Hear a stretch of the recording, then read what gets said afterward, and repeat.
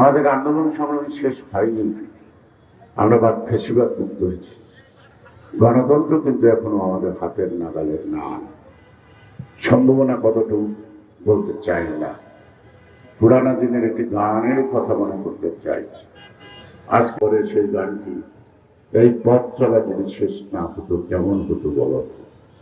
উল্টা দিক থেকে আসে, তুমিই বলো। আমি প্রধান উপদেষ্টাকে বলবো, এই পথ চলা যদি শেষ না হয় কেমন হবে আপনি ভাবুন, আপনি বলুন, আপনি উদ্যোগ দিন, যাতে শেষ করি জনগণের অধিকার, ভোটের অধিকার জনগণের মাঠে আজকের এমন পরিবেশের মতো যেন আগামী দিন সেই ভোটের খেলাটা হয়। এবং সারা বাংলাদেশের মানুষ অপেক্ষা করছে সেই খেলাটা দেখার মতো। আজকেও যেমন লালমনিরহাট, কুড়িগ্রাম, পঞ্চগড়ের বিভিন্ন অঞ্চল থেকে খেলা দেখতে আসছে, উন্মুখ হয়েছে খেলাটা শুরুর জন্য, কথা শোনার জন্য না। তাই আজকে আমাদের আপনাদের কথা শোনার জন্য মানুষ নাই, মানুষ আছে, তার ভোটটা সে দিয়ে প্রমাণ করতে চায় আমরা মুক্ত হয়েছে।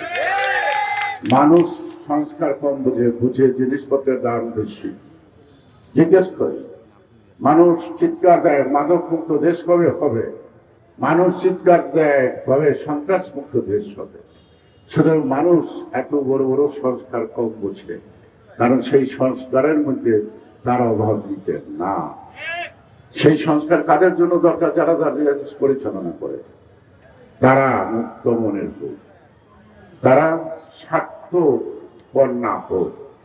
সেই জিয়ার ওই কথাটা মনে করুক, ব্যক্তির চেয়ে দল বড়, দলের চেয়ে দেশ বড়। প্রতিটি মানুষ যদি এটি অনুসরণ করি তাহলে দ্বন্দ্ব সাথ থাকে না।